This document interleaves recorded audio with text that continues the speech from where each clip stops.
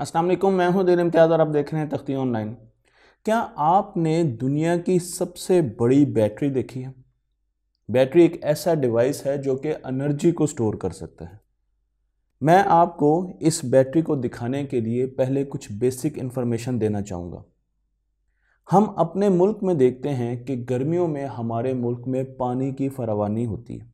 पानी बड़ी तेज़ी से ग्लेशियर से, पहाड़ों से पिघल कर नीचे की तरफ आता है। लेकिन ये पानी स्टोर करने के लिए हमारे पास बहुत कम टाइम है और फिर पानी दरियाओं से गुजरता हुआ सीधा समंदर में जाकर गिरता है। हम पानी को स्टोर बहुत कम कर पाते हैं। इस वजह से उस सीज़न में जब पानी कम होता है या हमने काश्तकारी करनी होती है, हमारे पास पानी के ज़ख़ीरे मौजूद नहीं हैं। इसलिए पानी को स्टोर करना बहुत अहम चीज़ है जिस पर पाकिस्तान को तवज्जो देनी चाहिए। लेकिन यही मसाइल बिजली के साथ भी हैं। बिजली के साथ जो सबसे बड़ा मसला है वो उसकी स्टोरेज का है, क्योंकि हम बिजली को स्टोर नहीं कर पाते।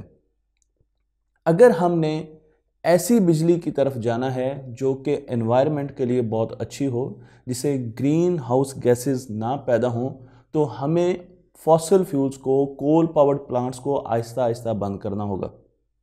अब जब हम इन प्लांट्स को बंद करेंगे तो ये प्लांट्स दिन में और रात में 24 घंटे चलते हैं और हमें एक जैसी बिजली प्रोवाइड करते हैं। तो हमें शिफ्ट होना पड़ेगा रिन्यूएबल एनर्जी पर, यानी हमें विंड मिल और सोलर पैनल्स की तरफ जाना पड़ेगा। इस किस्म की एनर्जी का फ़ायदा यह है कि इससे कोई भी ऐसी गैसेस पैदा नहीं होती जो कि हमारी एनवायरनमेंट को नुकसान पहुंचाए। लेकिन अगर बादल आ जाएं तो आपके सोलर पैनल्स काम नहीं कर सकते, रात को आपके सोलर पैनल्स काम नहीं कर सकते। इसी तरीके से अगर हवा ही ना चले तो विंड मिल बंद हो जाएंगी।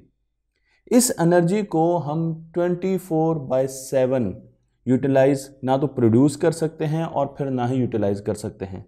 तो हमें कैपेसिटी चाहिए कि हम इस एनर्जी को स्टोर कर सकें, ताकि जब हमें ज़रूरत हो तो हम इस एनर्जी को इस्तेमाल भी कर सकें। अगर हमने फॉसल फ्यूल से और coal power plants, gas power plant से निजात हासिल करनी है तो हमें एनर्जी के कंजम्पशन के साथ साथ उसकी स्टोरेज पर ध्यान देना होगा। मैं आपको यहाँ पर एक ग्राफ दिखा रहा हूँ जो कि एक टिपिकल ग्राफ है एनर्जी की यूटिलाइजेशन का एक दिन में। तो आप देख सकते हैं कि दिन को एनर्जी की यूटिलाइजेशन बढ़ जाती है, लेकिन रात को काफ़ी ज़्यादा एनर्जी हमें चाहिए होती है बिजली की सूरत में, क्योंकि हमने एसी भी चलाने हैं, लाइट्स भी चलानी हैं, तो एनर्जी की कंजम्पशन डिमांड बढ़ जाती है। लेकिन हम अगर इसी ग्राफ को आगे देखें तो हमें पता चलता है कि इस डिमांड में, डेली कंजम्पशन की डिमांड में, हम रिन्यूएबल एनर्जी का इस्तेमाल कर सकते हैं। मैं आपको यहाँ पर एक पीले रंग का कर्व भी दिखा रहा हूँ। आप देख रहे हैं कि आपको एक पीले रंग का पैराबोला सा नज़र आ रहा है। ये वो कैपेसिटी है जो हमें सोलर सिस्टम से मिल सकती है। अब इस कैपेसिटी का मसला ये है, यहाँ से जो इलेक्ट्रिसिटी आ रही है उसका मसला ये है कि ये तो सिर्फ दिन को मिल सकती है। तो दिन को अगर आप इस कैपेसिटी को मनफी कर दें, निकाल दें टोटल डिमांड में से, तो आपके पास डॉटेड लाइन आ जाएगी। जो डॉटेड लाइन मैं आपको यहाँ पर दिखा रहा हूँ, सोलर पैनल से जितनी इलेक्ट्रिसिटी एनर्जी हमें हासिल हुई, अगर उसको निकाल दें तो अब पीछे जो डिमांड रह गई वो डॉटेड लाइन से, जो कि बहुत नीचे चली गई। लेकिन इस डिमांड की एक शार्प एज उस वक्त आएगी जब शाम होगी, और शाम के वक्त हमारे पास सोलर एनर्जी मौजूद नहीं है, क्योंकि हम उसे स्टोर ही नहीं कर सकते। पिंक लाइन से दिखाया, यहाँ पर आपको एनर्जी की ज़रूरत बहुत तेज़ी से पड़ेगी। अगर आप पिंक लाइन को देखें तो आप यहाँ पर देख सकते हैं कि कितनी तेज़ी से राइज होगा कि एकदम आपको डिमांड बढ़ जाएगी। अब जब रात को, शाम को डिमांड बढ़ी और आपके पास बिजली है नहीं, तो उसका मतलब यह है कि हम लोड शेडिंग की तरफ जाएंगे। और यही वो चीज़ है जो कि जस्टिफाई करते हैं कि हमें एनर्जी को स्टोर करना चाहिए। हमारे पास दिन में बहुत ज़्यादा एनर्जी होती है, जो कि आपको पिंक एरिया से यहाँ पर दिखाया गया। इस एनर्जी को अगर हम किसी तरीके से कोई बहुत बड़ी बैटरी बना लें जिसमें इस एनर्जी को सेव कर लें, तो उसके बाद जैसे ही डिमांड रात को, शाम को बढ़ेगी, तो इस एनर्जी को वहाँ पर यूटिलाइज़ किया जा सकता है और हमारे लिए विन विन सिचुएशन हो सकती है। अब सवाल ये पैदा होता है कि ऐसी बैटरी, ऐसी कैपेसिटी जो कि इतनी ज़्यादा एनर्जी स्टोर कर सके, उसे कैसे बनाया जा सकता है। मैं आपको एक सिंपल सा फॉर्मूला देता हूं। अगर आपने एनर्जी को स्टोर करना है तो इसका आसान तरीका यह है कि हम पोटेंशियल एनर्जी के तौर पर एनर्जी को स्टोर करें। मेरे पास यहाँ पर एक कप मौजूद है, इस वक्त इसमें एक ख़ास एनर्जी मौजूद है क्योंकि ज़मीन से इसकी हाइट है, लेकिन इसमें एनर्जी स्टोर करने का आसान तरीका यह है कि मैं इसको हाइट पर ले जाऊँ। तो अब इसमें कितनी पोटेंशियल एनर्जी स्टोर हुई? m इंटू जी इंटू एच। मैस इसका उतना ही रहा, ग्रेविटी उतनी रही, लेकिन हाइट बदल गई। तो जब इस फॉर्मूले के ज़रिए मैं इसकी एनर्जी कैलकुलेट करूँगा तो अब इसमें एनर्जी स्टोर है, और जब इसको आहिस्ता आहिस्ता हम नीचे लेके आएंगे तो अब दोबारा ये अपनी पुरानी एनर्जी की स्टेट में वापस जा रहा है।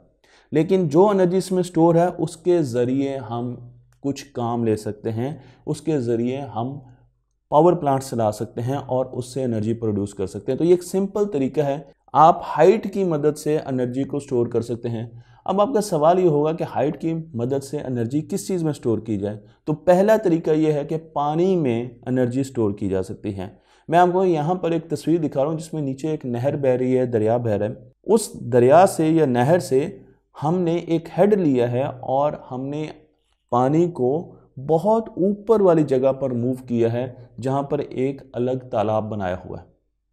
जब पानी यहाँ तक जाएगा तो उसे पंप्स के ज़रिए दूर तक लेके जाया जाएगा और ये हाइट बहुत ज़्यादा होगी। ये हमारा एक रेजरवायर है। अब ऊपर वाले पानी में, जो तालाब में पानी है, उसमें पोटेंशियल एनर्जी सेव हो चुकी है।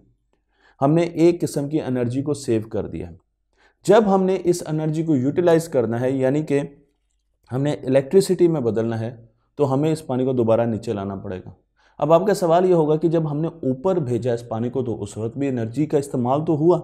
बिल्कुल, उस वक्त भी एनर्जी का इस्तेमाल हुआ और हमने मोटर्स चलाकर उनके ज़रिए पंप्स का इस्तेमाल करते हुए इस पानी को ऊपर भेजा। तो इलेक्ट्रिसिटी उस वक्त भी इस्तेमाल हुई और वही इलेक्ट्रिसिटी इस पानी में एक किस्म की स्टोर हो गई। ये काम हमने किया सुबह के टाइम जब एनर्जी की कंजम्पशन इतनी ज़्यादा नहीं थी, डिमांड इतनी ज़्यादा नहीं थी। जब रात हुई तो हमने इसी पानी को दोबारा नीचे की तरफ बहाना शुरू कर दिया। इसके अंदर स्टोर एनर्जी, पोटेंशियल एनर्जी, वो नीचे जब पानी फ्लो करेगा तो वहाँ पर टरबाइंस लगी होंगी और वो टरबाइंस तेज़ी से मूव करेंगी और उनके साथ जनरेटर, रोटर्स मूव करेंगे, इलेक्ट्रिसिटी प्रोड्यूस होगी और उस इलेक्ट्रिसिटी को आगे डिस्ट्रीब्यूट किया जाएगा, घरों घरों तक पहुंचाया जाएगा। तो सुबह के वक्त आप पानी को पंप कर रहे हैं ताकि वो उस स्टोरेज पे पहुंचे और रात को उस पानी को वापस उस किनाल में, उस दरिया में, उस पॉन्ड में डाल रहे हैं ताकि वहाँ से एनर्जी हासिल की जा सके और फिर उस एनर्जी को आगे लेकर जाया जा सकता है।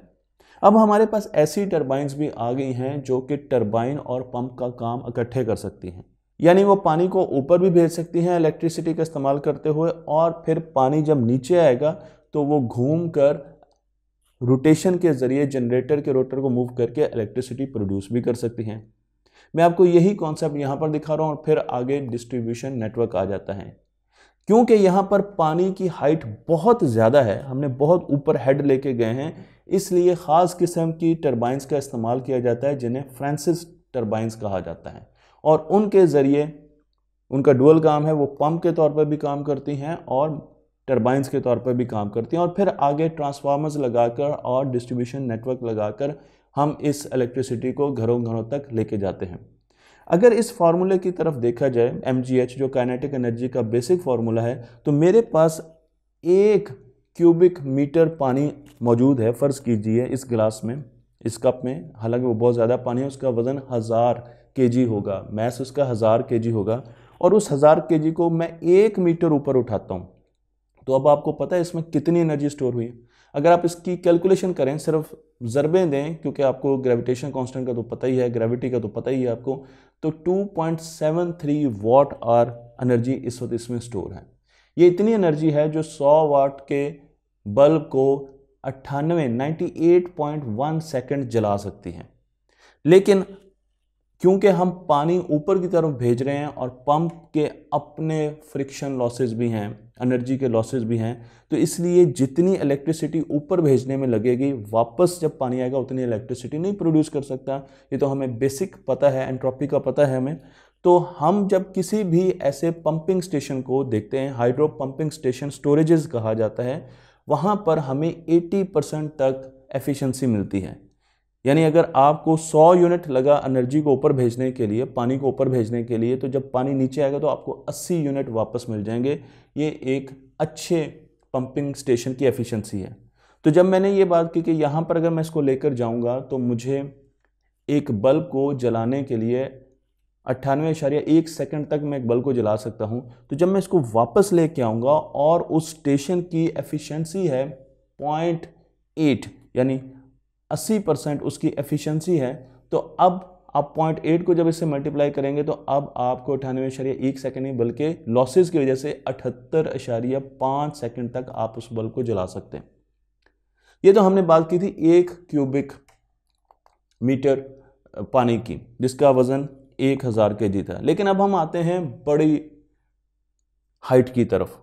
मैंने 1 मीटर इसको उठाया, लेकिन अगर मैं इसको उठाऊं और उसको उठा के 59.1 मीटर्स तक ले जाऊं, तो अब जो एनर्जी इसमें स्टोर होगी वो उस बल्ब को 6.2 घंटों तक जला सकती है। तो हाइट का कितना बड़ा फर्क हुआ। और अगर मैं रिजर्वायर बहुत बड़ा कर दूं, मैं पानी बहुत बड़ा कर दूं, तो वहां पर भी हमें बहुत ज़्यादा एनर्जी हासिल हो सकती है। आपका सवाल ये होगा कि क्या ऐसे पंपिंग स्टेशंस मौजूद भी हैं जहां पर एनर्जी स्टोर हो रही है। तो मैं आपको यहाँ पर एक ग्राफ दिखा रहा हूँ जिसमें सबसे ऊपर है चाइना। चाइना इस वक्त 36,390 मेगावाट एनर्जी स्टोरेज करता है मुख्तलिफ ऐसे तालाबों से और पानियों से। लेकिन अब मैं आगे भी आपको बताऊंगा कि वो उससे भी आगे जा रहा है, इससे भी बड़े स्टेशंस बना रहा है जो कि एनर्जी को स्टोर कर सकें। यूएस 21,912 मेगावाट एनर्जी कर रहा है, इस्तेमाल कर रहा है। लेकिन अब चाइना रिसेंटली उसने एक बहुत बड़ा एनर्जी स्टोरेज बनाया है जो कि हाइड्रो पंप की टेक्नोलॉजी पर बेस करता है, क्योंकि इसके अलावा भी एनर्जी स्टोर बनाए जा सकते हैं। ये स्टेट ग्रिड ऑफ चाइना है, चाइनाज हैबी प्रोविंस में है। 3.6 गीगावाट का पावर स्टेशन है। 12 रिवर्सिबल पंप के सेट्स लगे हुए हैं यहाँ पर, जिनमें एक पंप की या एक सेट की पंप की नहीं, एक सेट की जो कैपेसिटी है वो 300 मेगावाट है। और अगर आप यहाँ पर देखें तो जो एनर्जी स्टोरेज है वो 6.6 बिलियन किलोवाट आवर है। 6.6 बिलियन किलोवाट आवर है। इतनी ज़्यादा एनर्जी आप स्टोर कर सकते हैं पानी को एलिवेशन देकर, और फिर उसको ऑन डिमांड आप इस्तेमाल कर सकते हैं। जब आपको ज़रूरत हो आप एनर्जी को हासिल कर सकते हैं। सिर्फ कंडीशन ये है कि आपके पास कोई ऐसी जगह होनी चाहिए जहाँ पर पहाड़ियाँ बहुत ज़्यादा हों, ताकि वहाँ पर एलिवेशन आप आसानी से हासिल कर सकें। ये तरीके स्कैंडिनेवियन कंट्रीज़ में, यूरोप में बहुत ज़्यादा इस्तेमाल हो रहे हैं एनर्जी को स्टोर करने के लिए, लेकिन अब चाइना काफ़ी ऊपर जा चुका है। पाकिस्तान में ऐसे बहुत से इलाके हैं जहाँ पर हम इस तरह के एलिवेटेड हिस्से बना सकते हैं, खुद भी मैन्युफैक्चर कर सकते हैं कुछ थोड़ा बहुत, या ऐसे बने बनाए हमें नेचुरली मिल जाएं जो कि केनाल से, रिवर से, किसी झील से पानी को एलिवेट करें और वहाँ पर स्टोर कर दें, और फिर हम जब पानी को वापस उसमें लेके आएँ तो हम एनर्जी को प्रोड्यूस करें और साथ ही हमें आगे उसको देते रहें। तो मैं आपको यहाँ पर बहुत सी तस्वीर दिखा रहा हूँ, और इन तस्वीर में सबसे अहम बात यह है कि आपको फौरी एनर्जी मिलती है। पावर प्लांट को चलाने के लिए आपको 2 दिन चाहिए। आप जब गैस प्लांट को चलाते हैं तो उसको चलाने के लिए आपको काफ़ी टाइम चाहिए। तो अब जब शाम को आपको ज़रूरत पड़ी और आप पावर प्लांट चला रहे हैं और इतना टाइम लग रहा है, तो आपको फ़ायदा नहीं होगा। वो टाइम तो गुजर जाएगा, जो रश आवर्स हैं वो तो गुजर जाएंगे। लेकिन ये इंस्टेंट एनर्जी है, फौरी एनर्जी है, आपको फ़ौरन एनर्जी मिलेगी, क्योंकि इसके अंदर आपको किसी भी किस्म का पावर प्लांट या गैस प्लांट चलाने की ज़रूरत नहीं पैदा होती।